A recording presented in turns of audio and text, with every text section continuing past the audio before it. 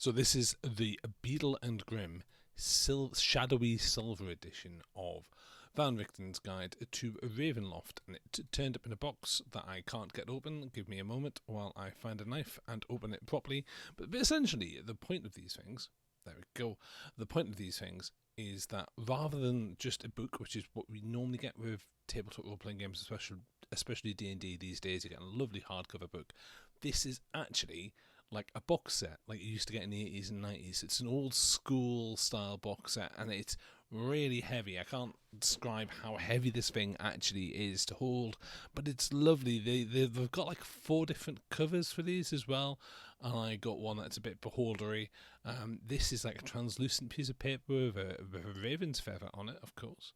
That is a table of contents. It tells me all the bits and pieces that are in there. A nice little letter. It's also obviously a massive spoiler for the rest of this video, and a little bit of advert for the other products.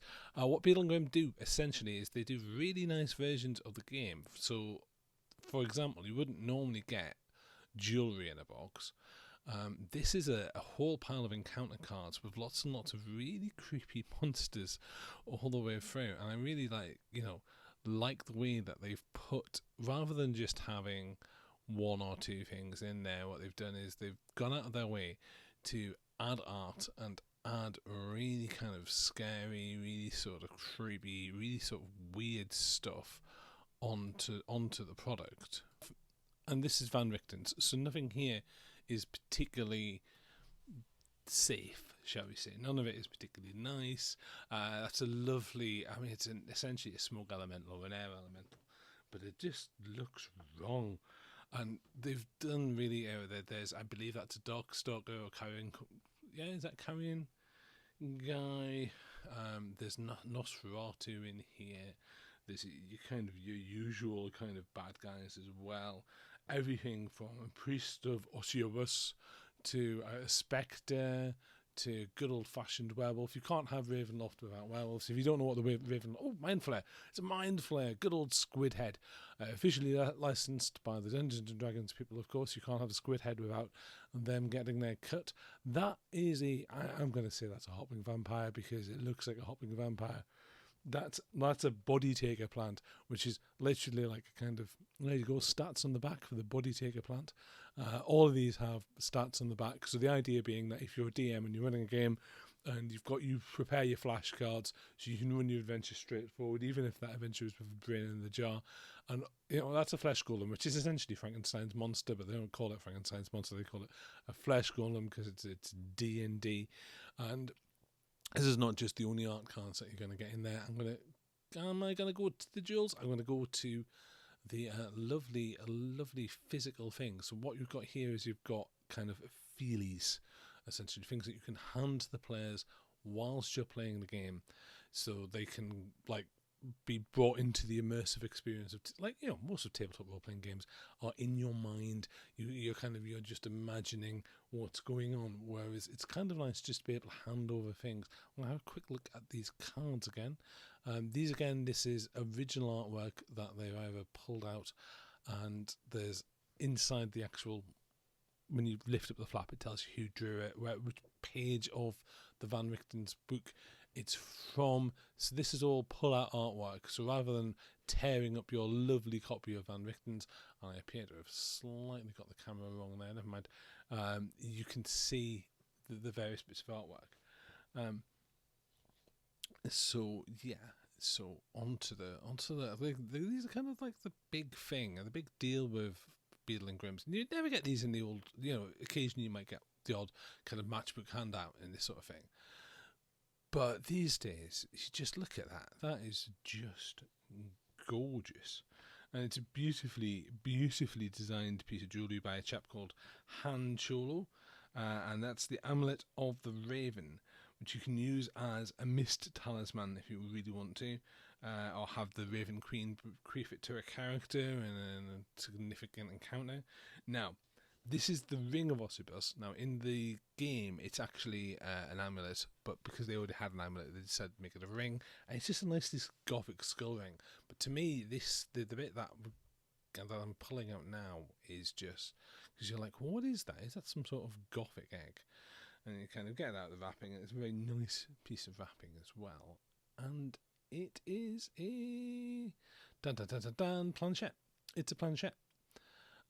It's that there's a gem that goes in there. It's not really a gem, it's just a piece of plastic that magnifies the words when you run it over it. If you don't know what a planchette is, it's the card bit that runs across a Ouija board, and there is a spirit board is what they call it. Even though D&D is owned by Hasbro, and Hasbro own the rights to the word Ouija, they call it a spirit board. And there are various scenarios where in D&D games, Icewind Dale also has one of them as well has a seance. So there's that.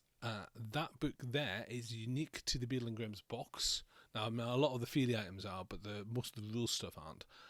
That's a handout. So for the various, basically these are in-world props for you to kind of explore the world.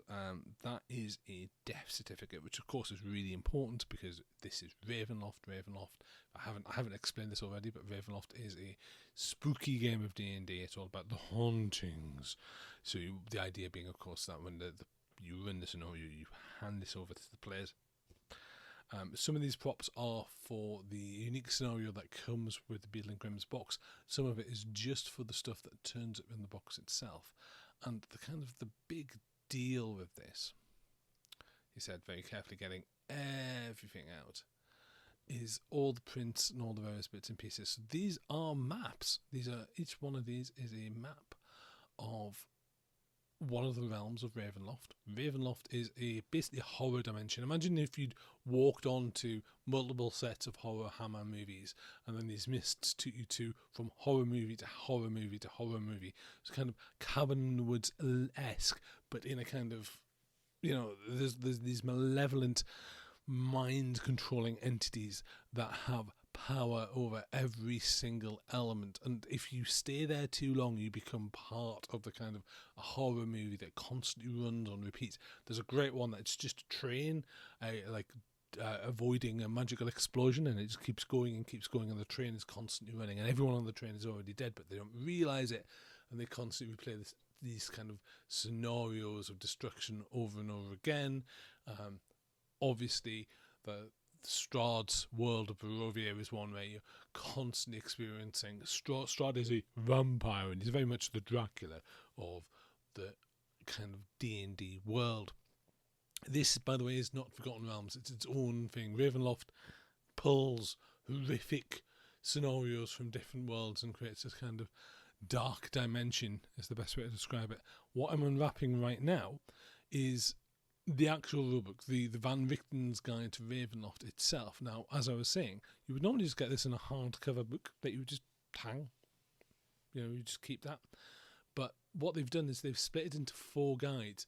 Now, back in the day, you would get that. This is how role-playing games would turn up. You'd get like Spelljammer or the original Ravenloft box set, which was just called Ravenloft, and it would just have 3 or 4 different books of different themes. The original Forgotten Realms book had like a guide to the world and like extra rules and all the rest of it.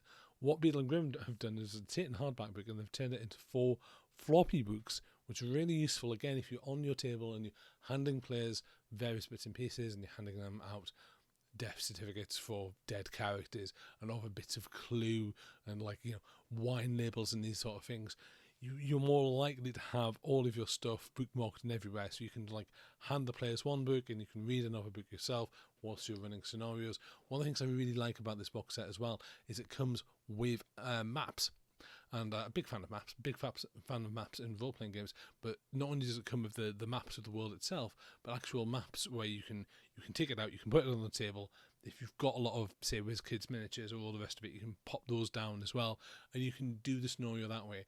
This that I'm just pulling up now is, and I'm only going to briefly show it to you because I'm going to pull the whole thing out, is the spirit board that comes with the planchette. So that's not it's not a proper physical spirit board.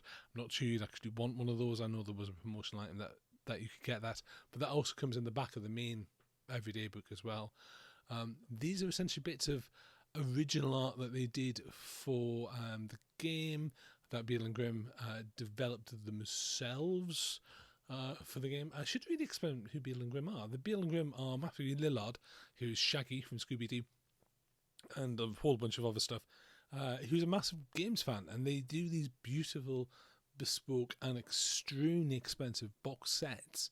And this has just been a delight. This turned up a little while ago at the STARBURST Secret Gaming Thunderdome, and I have to be quite honest, absolutely delighted with this. They're not cheap, but if you wanted to get your hands on any sort of gaming box set, it's in the right sort of wheelhouse for that sort of thing, for what you get and for what it is. Absolutely, especially if you're an old school gamer with modern kind of feelings and vibes. And this is me trying to hastily put it all back into one thing and have that ring again that can show everyone in the world that you're not only a goth but also a massive nerd. But yeah, lovely stuff. Get it if you can. Beadle and Grimm. Obviously, subscribe to Starburst Magazine, the YouTube channel. It really helps us out. Like, subscribe, share, all of that malarkey. We hope you enjoy this video. And yeah, Beadle and Grimm, they're really good. They do really, really nice stuff. And you should get it if you'd like to have a box set on your shelf.